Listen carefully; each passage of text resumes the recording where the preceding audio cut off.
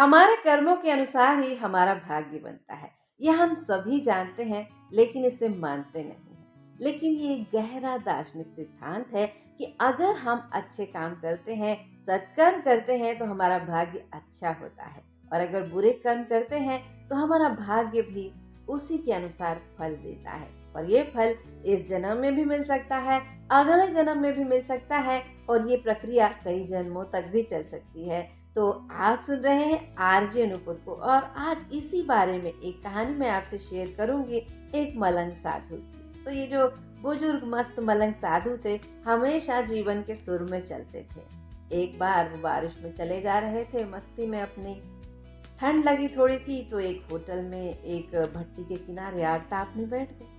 भट्टी पर गर्म दूध उबल रहा था, जिससे उनकी भूख जाग गई। लेकिन मलंग के पास तो ढंग के कपड़े ही नहीं होते, कपड़ों में जेबें भी नहीं होती, तो पैसा कहाँ से होता। लेकिन उनके मन की बात हलवाई के मन तक पहुंच गई, और हलवाई ने उन्हें एक कटोरा गर्म दूध और जलेबियां खाने को दी। खाकर साधु तृप्त हो गए। ऊपर हाथ उठाकर ईश्वर को धन्यवाद दिया, और हलवाई के लिए शुभकामनाएं की, मंगल कामनाएं की, और बारिश में ही चल दिए। अब चूंकि पेट भर चुका था, मन तृप्त हो चुका था, इसलिए और मस्ती में थे मलंग, और पानी उछालते उसका आनंद लेते चले जा रहे थे। और इस मस्ती में उन्होंने ध्यान नहीं दिया कि उनके पीछे पीछे एक नवविवाहित जोड़ा चला रहा है, जो बारिश से, कीचड़ से, छींटों से बचने की कोशिश कर रहा है। अब हुआ यूं कि मलंग ने जो पानी उछाला, उससे थोड़ा सा कीचड़ उस नवविवाहिता युवती के कपड़ों पर लग गया। ये देखकर उसका पति आग बबूला हो गया, और उसने दौड़कर साधु को पकड़ लिया।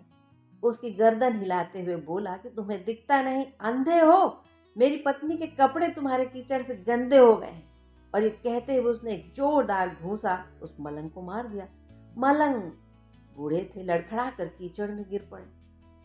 फिर भी उन्होंने हाथ उठाकर कहा, ईश्वर, जो तुझे पसंद है वही मुझे भी पसंद है। अगर तुझे ये पसंद है तो मैं भी इसमें खुश हूँ।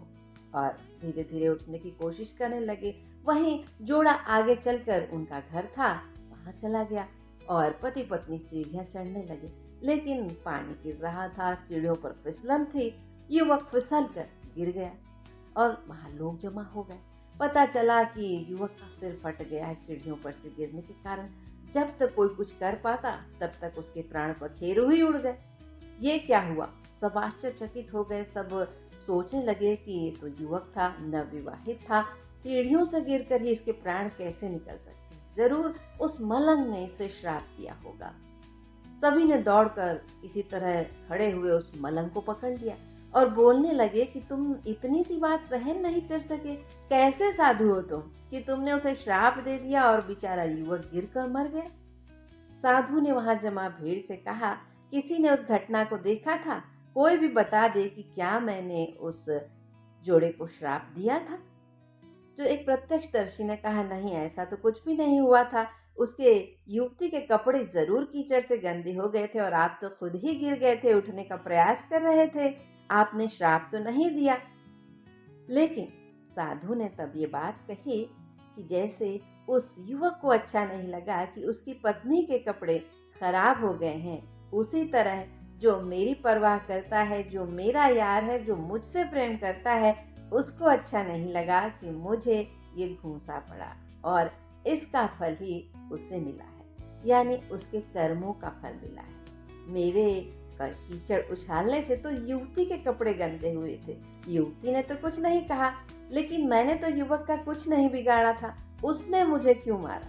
ये भी तो एक सवाल है, और इस सवाल का जवाब न तुम्हारे पास है न मेरे पास है, बस उस मेरे यार के पास है, जिसकी लाठी से पूरी दुनिया डरती है। उसकी लाठी में कोई आवाज नहीं होती, लेकिन जब वो लगती है तो दर्द बहुत ज्यादा होता है।